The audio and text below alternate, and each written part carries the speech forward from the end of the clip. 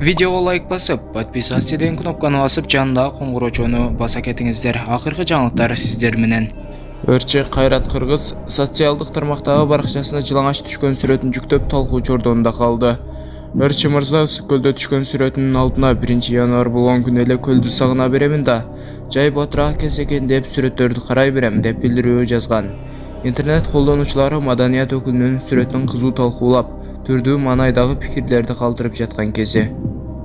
Бишкекте түн ичинде Манас-Москва көчөлөрүнүн кесилишинде катталган жол кырсыгынан 5 адам жабыркады. Бул тууралуу жол кыймылынын коопсуздугун камсыздоо башкы башкармалыгына байланышканыбызда билдирди. Айтымдарында кырсык 1-январда саат 23:00 чамасында орун алган. Анда Subaru Forester менен Honda Fit үлгүсүндөгү унаалары сүзүшкөн.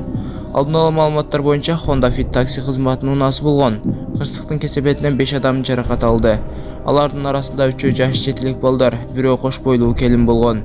Унаалар айып короосуна токтотулду. Тийиштүү экспертизалар дайындалып, кырсыктын келип чыгуу себептери такталууда деп билдиришти ЖКХБдан.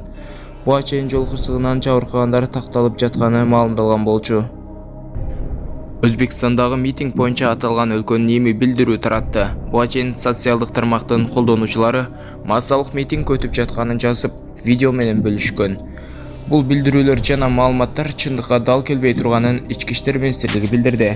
Маалымдалгандай, чогулгандар 31-декабрдагы майрамдык иш-чараларды көрүү үчүн келген жарандар. Майрамдан кийин алар үйлөрүнө тарап кетишти деп айтылат маалыматта.